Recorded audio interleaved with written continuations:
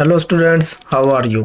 Easy programming के channel में खुशामदीद। जो स्टूडेंट्स चैनल पर न्यू हैं वो चैनल को सब्सक्राइब कर लें और बेल आइकन के बटन को प्रेस कर लें ताकि आप आने वाली मजीद न्यू वीडियोस से बाखबर रहें और आपको वीडियोस आसानी से मिल सके। चलते हैं आज के टॉपिक की तरफ। आज का हमारा टॉपिक है एलिमेंट्री फंक्शंस इन मैटलैब और मैथमेटिक्स। एलिमेंट्री फंक्शन जो हमारे पास बुनियादी फंक्शन मैटलैब में होते हैं, मैथमेटिक्स में होते हैं, वो यहाँ पर कैसे यूज किए जाते हैं। जैसे हमारे पास इनमें आ जाते हैं trigonometric function, logarithmic function, exponential function और वो पावर्स वाले, स्क्वायर रूट वाले, क्यू राउंडिंग नंबर्स, ये जो भी हमारे पास फंक्शन होते हैं बुनियादी। ठीक हो गया। तो इन फंक्शन के लिए हमारे पास दो चीज़ें होनी चाहिए। सबसे पहले फंक्शन का नेम, उसके बाद पैरामीटर, जो हमने पैरामीटर देने हैं। फंक्शन का नेम ताकि पता लगे फंक्शन हमने करना क्या है, काम क्या होने वाला है, तो फंक्शन का नेम होना चाहिए हमारे पास। उसके बाद फंक्शन के नेम के बाद पैरामीटर, भाई जिस नंबर पर, जिस वैल्यू पर हमने वो फंक्शन कॉल करना है, फंक्शन को एक्सेस पर हमने कॉल करना है, वो क्या नंबर क्या होगा। भाई नंबर हो तो न्यूमेरिकल वैल्यू ही होती है, तो न्यूमेरिकल वैल्यू में पैरामीटर, उसको पैरामीटर कहते हैं। अब वो जो पैरामीटर होगा उसका जो फाइनल आंसर है वो हमारे पास हमेशा नंबर होना चाहिए। यानी कि अब इसमें हम एक्सप्रेशन भी कोई दे सकते हैं। जैसे मैं लिख देता हूँ कि a+2, ए की वैल्यू पहले डिफाइन की गई है, ए की वैल्यू मैं कह देता हूँ पहले 5 थी, तो 5+2, तो इसका मतलब क्या हो जाएगा 7। तो कोई भी न्यूमेरिकल वैल्यू जिसका हमें पता हो फाइनल आंसर जो हमारे पास होने वाला है वो कोई न्यूमेरिकल वैल्यू होगी। सिंपल हम कोई वेरिएबल भी दे सकते हैं। जैसे मैं लिख देता हूँ कि पहले मैंने ए को डिफाइन किया और मैं लिख देता हूँ साइन ऑफ ए, तो मैं ए कर सकता हूँ। ठीक हो गया। तो जो पैरामीटर होगा वो हमारे पास कोई भी न्यूमेरिकल वैल्यू जिसका फाइनल आंसर होगा वो हो सकता है। ठीक हो गया। सबसे पहले चलते हैं हम ट्रिग्नोमेट्रिक फंक्शन की तरफ। ट्रिग्नोमेट्रिक फंक्शन में हमारे पास साइन कोस टेन होंगे। ठीक हो गया, साइन कोस टेन। तो साइन कोस टेन, इनको हम सिंपल वही ऐसे लिखते हैं जैसे हम मैथ में लिखते हैं। जैसे मैं साइन ऑफ मैं कह देता हूँ, साइन ऑफ मैं कह देता हूँ 60, साइन ऑफ 60 मैंने कहा है, तो इसका आंसर मेरे पास क्या आएगा। आंसर जो आएगा वो ऐसे आएगा कि वो 60 को एंगल जो है, जो एंगल हमारे पास 60 है, इसको रेडियन में मान के चलेगा, डिग्री में नहीं। डिग्री में होता तो हमें पता है साइन 60 डिग्री की वैल्यू हमारे पास 0.867 होती है, वो आनी चाहिए। लेकिन ये 0.867 नहीं आएगी क्योंकि जो ये एंगल है ये रेडियन में मान के चल रहा है, तो इसका आंसर कुछ और आने वाला है, यानी कि साइन 60 रेडियन। तो इसका आंसर क्या आने वाला है हमारे पास, इसका आंसर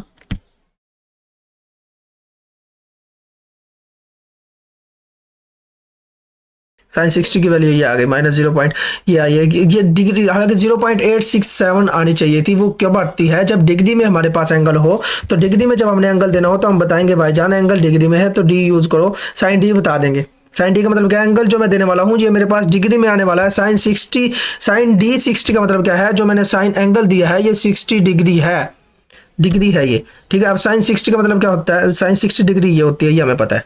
ठीक हो गया। एंगल हमने जो देना है वो हमें बताना पड़ेगा ये डिग्री में है या रेडियन में है, नहीं तो बाद में आंसर जो हमारे पास आएगा वो हमारे उसके रिक्वायर्ड नहीं आएगा। यानी कि अगर हमारे पास एंगल अगर कैलकुलेशन में दिया हुआ है, सवाल में एंगल हमारे पास दिया हुआ है डिग्री में और हम रेडियन में एंगल दे देते हैं तो वो गलत होगा। तो उसे बता देना चाहिए पहले भाईजान ये डिग्री में है या फिर रेडियन में है। ठीक हो गया। तो इसका ये इसी तरह टेन को भी हम यूज़ कर लेंगे। टेन के लिए टेन सिंपल और डी कोस के लिए कोस सिंपल, इनके साथ बस डी लगा देंगे ताकि आपने, यानी कि डी लगा दिया तो इसका मतलब डिग्री में, डी नहीं लगाया तो इसका मतलब रेडियन में, तो साइन कोस टेन ही हो जाएगा। इसके बाद चलते हैं इनवर्स ट्रिग्नोमेट्रिक फंक्शन की तरफ। इनवर्स ट्रिग्नोमेट्रिक फंक्शन जो हम मैथ में लिखते हैं, आर्क कोस, आर्क साइन, आर्क टेन, यानी कि इसका मतलब इनवर्स होता है। लेकिन मैटलैब में हम क्या लिखते हैं, ए कोस, ए साइन, ए टेन। ए कोस का मतलब क्या है, आर्क कोस। आर्क कोस का मतलब क्या है, इनवर्स कोस। ठीक हो गया। इनवर्स कोस के लिए हम क्या लिखेंगे, ए कोस। इनवर्स टेन के लिए ए टेन। इनवर्स साइन के लिए ए साइन लिखेंगे।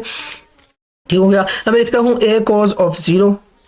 ए कोस ऑफ 0 क्या होगा, ये 90 के बराबर, 90 पर होता है। ए कोस कितने पर होता है, 90 पर 0 होता है कोस जो होता है हमारे पास। अब मैंने ए कोस का है तो इसका मतलब क्या है, 90 मेरे पास आंसर आना चाहिए, लेकिन 90 मुझे आंसर नहीं देगा क्योंकि जो मैं आंसर मांग रहा हूं वो उसको मैंने बताया ही नहीं है भाईजान आंसर आपने डिग्री में देना है, तो वो आंसर मुझे रेडियन में देगा। बाय डिफॉल्ट ये आउटपुट देता है रेडियन में। तो अब ये आंसर क्या देगा, बाय डिफॉल्ट लेता भी रेडियन में है, देता भी रेडियन में है। आंसर देगा मुझे पाई/2। पाई/2 तो ये देगा नहीं, पाई/2 किसके बराबर होता है, 1.57 इस तरह समथिंग इसके इक्वल होगा, तो मुझे ये आंसर देगा। तो अब इसने जो आंसर देना है वो मुझे डिग्री में नहीं देगा, यानी कि मैं कहूँ नहीं भाई कोस 0 तो 90 पे होता तो मुझे 90 आंसर आना चाहिए, ये 90 नहीं देगा, ये देगा 1.57। ये क्यों आया, क्योंकि ये पाई/2 के इक्वल है। 90 पाई/2 के इक्वल होता है। 90 डिग्री किसके बराबर होता है, पाई/2 रेडियन के, और पाई/2 रेडियन किसके बराबर होगा, 1.57 रेडियन के। ठीक हो गया। तो अगर मैं चाहता हूँ नहीं 90 आना चाहिए था, तो मैं उसे बताऊंगा भाई मुझे एंगल जो आंसर देना है वो आपने डिग्री में देना है। अब मैंने a cos d लिख दिया तो ये आंसर आप मुझे डिग्री में देगा। अब ये डिग्री में क्या देगा, 90 डिग्री मुझे आंसर देगा। 90, अब मुझे खुद पता होना चाहिए जो 90 आया ये डिग्री में आया, क्योंकि मैंने उसको बता दिया था डी में दो, डिग्री में आंसर दो। ठीक हो गया। तो आर्क ये हमारे पास इनवर्स में हो गया। इनवर्स में अगर हमने एंगल देना है तो भी उसको बताना है भाई ये डिग्री में है या रेडियन में, नहीं बताएंगे तो वो रेडियन में मानेगा। अगर हमने आंसर लेना है तो भी हम उसे बताएंगे डी लगा करके मुझे आंसर दो डिग्री में, अगर डी नहीं लगाऊंगा तो आंसर मुझे देगा रेडियन में। ये बात अपने जेन में रखनी है ट्रिग्नोमेट्रिक फंक्शन यूज करते हुए। कोस के साथ भी ऐसे ही है, साइन के साथ भी, टेन के साथ भी ऐसे ही है। सिंपल वही नाम, साइन कोस टेन सिंपल वही नाम है। ठीक हो गया। इसके बाद ट्रिग्नोमेट्रिक फंक्शन के बाद हम चलते हैं पावर फंक्शन, उसके बाद तरफ चलते हैं जो हमारे पास आम फंक्शन होते हैं। जैसे हमारे पास nth रूट, क्यूब रूट हो गया, या फिर एब्सोल्यूट फंक्शन, सिंपल जो से फंक्शन होते हैं इनकी तरफ चलते हैं। एलिमेंट्री फंक्शंस, तो इसमें हमारे पास आ जाते हैं जैसे में एब्सोल्यूट फंक्शन होता है। एब्सोल्यूट का मकसद क्या होता है, एब्सोल्यूट का मकसद होता है हमें जो आंसर देना है वो उसकी एब्सोल्यूट वैल्यू दे दे। एब्सोल्यूट वैल्यू कौन सी होती है, पॉजिटिव वैल्यू। नेगेटिव आंसर है तो भी पॉजिटिव, पॉजिटिव आंसर है तो भी पॉजिटिव। ठीक है, मैं कह देता हूँ -3, तो इसका आंसर इसने क्या करना है 3 करके दे देना, नेगेटिव का एब्सोल्यूट हो गया।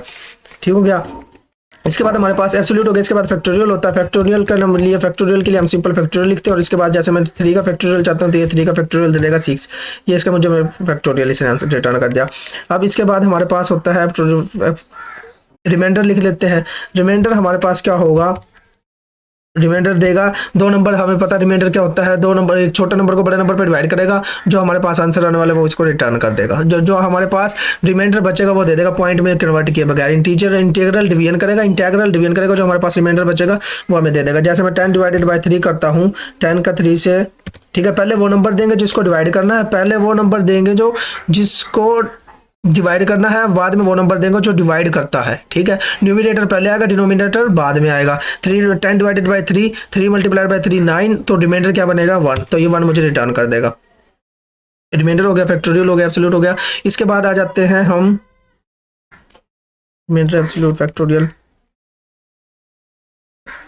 इसके बाद हम जब nth रूट हो जाएगी, तो पावर जोन सी हमारे पास होती है। पावर के लिए हमारे पास कोई फंक्शन नहीं होता, क्योंकि पावर के लिए तो हम सिंपल क्यूब पावर वाला फंक्शन ये लगा देंगे। मैं कह देता हूँ 3 की पावर 8, तो ये 3 की पावर 8 मुझे रिटर्न कर देगा। इसके लिए तो मुझे पावर के लिए तो कोई फंक्शन चाहिए नहीं। अब इसके बाद आ जाते हैं रूट की तरफ आ जाते हैं। मैं कहता हूँ स्क्वायर रूट। स्क्वायर रूट के लिए हमारे पास सिंपल फंक्शन होता है SQRT। स्क्वायर रूट ऑफ मैं कह देता हूँ 4, तो ये 4 का स्क्वायर रूट तो मुझे रिटर्न कर देगा। ठीक है, तो अगर हमें बड़े रूट चाहिए हो, ये जिस तरह मैं 3rd रूट कहता हूँ, 4th रूट कहता हूँ, 5th रूट कहता हूँ, तो उसके लिए मुझे लिखना पड़ेगा nth रूट की कमांड। nth रूट लिखूंगा। nth रूट लिखने के बाद इसके 2 पैरामीटर होंगे, जैसे रिमाइंडर के 2 पैरामीटर थे। इसमें क्या होगा, पहला वो नंबर होगा जिसकी रूट चाहिए, पहला वो नंबर जिसकी रूट चाहिए। मैं कह देता हूँ 16 की रूट चाहिए मुझे, 16 की रूट देगा। और मैं चाहता हूँ कौन सी रूट चाहिए, दूसरी चाहिए, तीसरी चाहिए, चौथी चाहिए, तो वो मैं उसको बता दूंगा। मैं कहता हूँ भाई चौथी रूट चाहिए, तो इसका आंसर मेरे पास आने वाला 2। तो ये चौथी रूट लिख दी इसके, 16 की पावर 1/4, तो ये 2 कैंसिल हो गया। ठीक हो गया, तो ये nth रूट भी हो गया। nth रूट के बाद चलते हैं हम राउंड, अब चलते हैं राउंडिंग की तरफ। नंबर जो हमारे पास राउंड होंगे वो क्या इसके होते हैं। सबसे पहले राउंडिंग करते वक्त हमारे पास सबसे पहले कमांड होती है राउंड की। राउंड क्या करता है, राउंड करता है नियरेस्ट इंटीजर की तरफ, नंबर को राउंड कर देता है नियरेस्ट इंटीजर की तरफ। अब नियरेस्ट इंटीजर की तरफ कैसे करेगा, इशारिया के बाद देखेगा हमारे पास जो डिजिट है इशारिया के फौरन बाद वो क्या है। अगर इशारे के बाद जो फौरन डिजिट हमारे पास है वो हमारा 5 या 5 से बड़ा है, तो इशारे से पहले जो हमारे पास डिजिट है उसमें 1 का इजाफा कर देगा। अगर इशारे के बाद जो डिजिट है वो मेरे पास 5 से छोटा है, तो इशारे से पहले वाले डिजिट को यूं ही रहने देगा। ठीक है, यानी कि इजाफा नहीं करेगा। अगर इशारे के फौरन बाद जो डिजिट है तो वो हमारे पास इशारे से पहले वाले नंबर में इजाफा नहीं करेगा। अगर इशारिया के बाद जो डिजिट है वो 5 से बड़ा या 5 के बराबर है, तो इशारे से पहले वाले डिजिट में या फिर नंबर में वो 1 का इजाफा कर देगा। अब जैसे मैं राउंड करवाता हूँ 3.6 को मैं राउंड करवाता हूँ, 3.6 को राउंड करेगा तो इसका आंसर देगा ये 4, क्योंकि ये क्या करेगा, इशारे के बाद 5 से बड़ा है या 5 से बराबर है, तो ये राउंड करेगा 4, इसने राउंड कर दिया। ठीक है, अब अगर मैं कर देता हूँ राउंड करता हूँ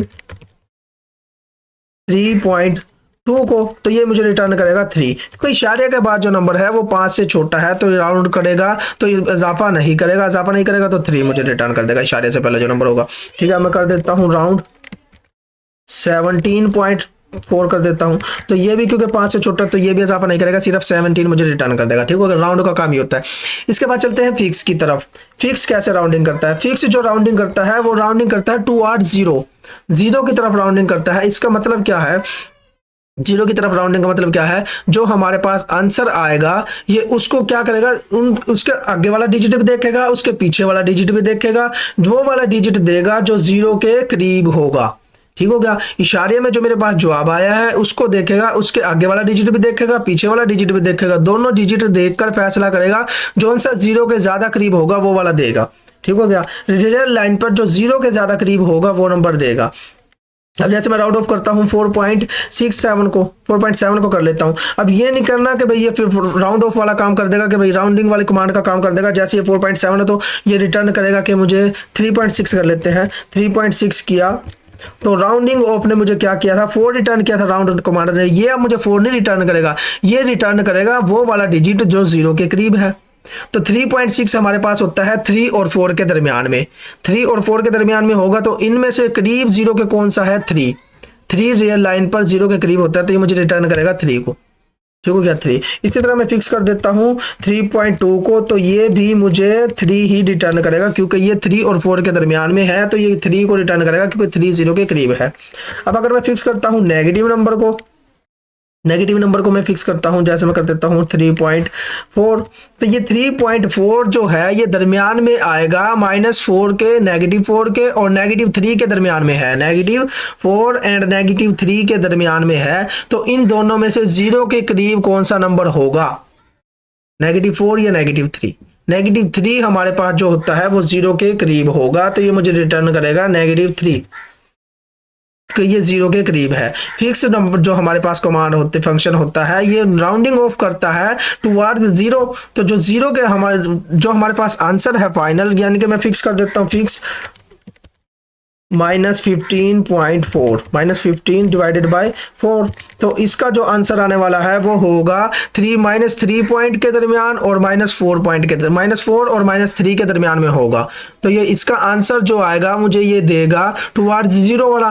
तो -3 और -4 के दरमियान जो है, तो इसका मतलब क्या है, जीरो के करीब कौन सा है? -4, तो ये -3, तो ये -3 मुझे रिटर्न करेगा, क्योंकि बड़ा नेगेटिव में जो बड़ा होता है वो जीरो के करीब होता है, तो -3 मुझे रिटर्न करेगा। ठीक हो गया, फिक्स जो काम करता है वो क्या करता है, जो जीरो के करीब होगा वो मुझे रिटर्न करेगा। तो जीरो के करीब क्या हो गया, -4 नहीं है मेरे पास, जीरो के करीब कौन सा है? -3।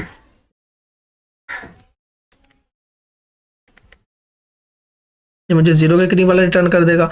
इसके बाद फिक्स के बाद हमारे पास होती है फ्लोर और सील के फंक्शन होते हैं। जो हमारे पास फ्लोर का फंक्शन होता है वो क्या करता है, टुवार्ड्स पॉजिटिव इन्फिनिटी।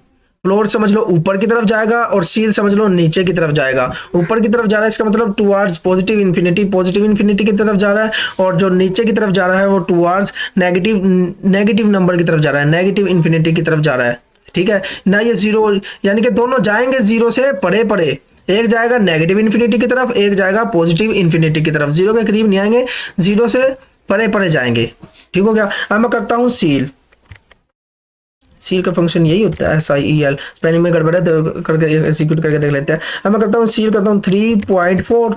तो ये सील क्या करेगा, ये क्या करेगा, नेगेटिव इन्फिनिटी की तरफ जाएगा, यानी कि छोटे की तरफ जाएगा। ये नेगेटिव इन्फिनिटी का मतलब क्या है, छोटे की तरफ जाएगा। तो छोटे की तरफ जाएगा तो 3.4 का ये आंसर क्या देगा, 3 देगा मुझे। ठीक है, इसने क्योंकि नेगेटिव इन्फिनिटी की तरफ जाना है, नेगेटिव इन्फिनिटी का मतलब छोटे की तरफ जाना, तो ये इसका आंसर देगा 3।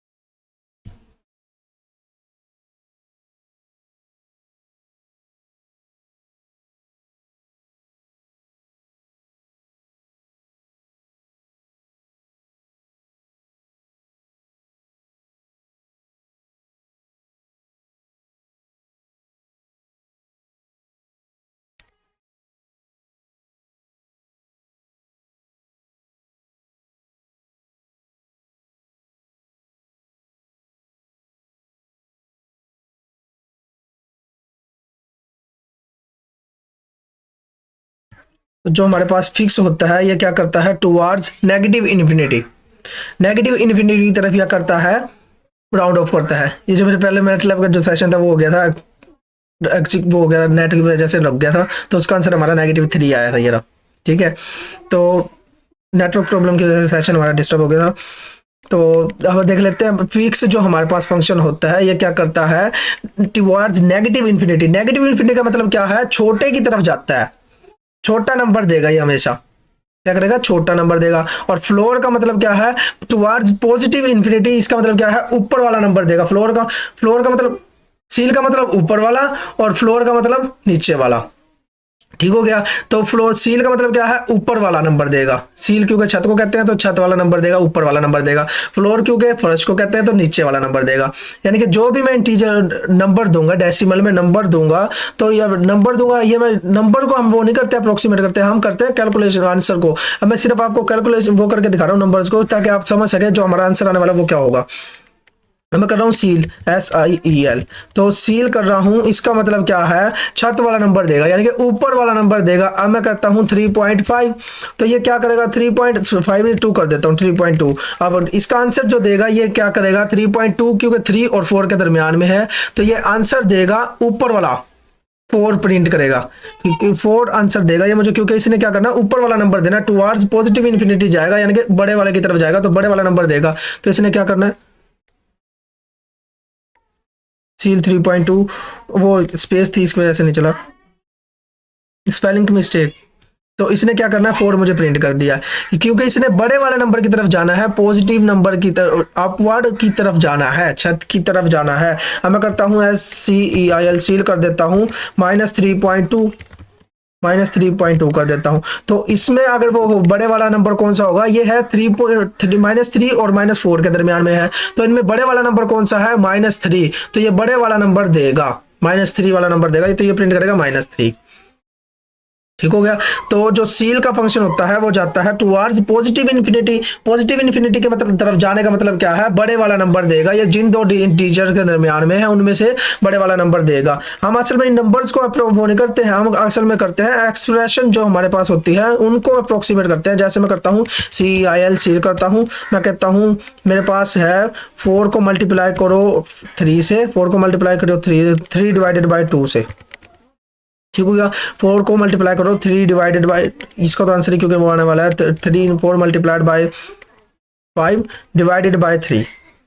ठीक है, तो इसका आंसर डिवाइडेड बाई 3, इसका आंसर वो करना है, आपने वैल्यूएट करना है। हम असल में नंबर को तो वो करते ही नहीं है ना, नंबर को तो हम खुद ही बता देंगे, सी लगाया फिर वो लगाना, हम असल में एक्सप्रेशन को वो करते हैं, तो ये एक्सप्रेशन को वो कर दे, राउंड ऑफ कर दे। अब इसने सील किया तो इसने कौन सा नंबर देना है, बड़े वाला नंबर देगा। इसका आंसर मेरे पास आना था 6.666, तो इसने बड़े वाला नंबर दिया है, क्योंकि बड़े वाला नंबर क्या है, 7, 6.66 किसके दरम्यान में, 6 में और 7 में।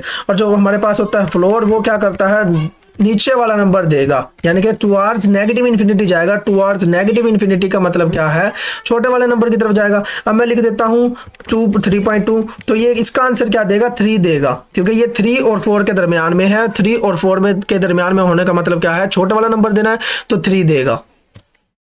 फ्लोर का मतलब क्या है, towards negative infinity. Negative infinity का मतलब ये होगा, ये छोटे की तरफ जाएगा। और अब मैं कर देता हूँ फ्लोर -3.2, -3.2, तो इसमें छोटे वाला नंबर क्या होगा, ये 3 और -4 के दरमियान में है, तो इन दोनों में से छोटा कौन सा है, -4, तो ये क्या रिटर्न करेगा, -4 रिटर्न करेगा। ठीक हो गया, फ्लोर का फ्लोर नहीं है काम करना, सील भी हो गया, फ्लोर भी हो गया, राउंड भी हो गया, फिक्स भी हो गया, तो ये हमारे पास हो गई राउंडिंग हो गई।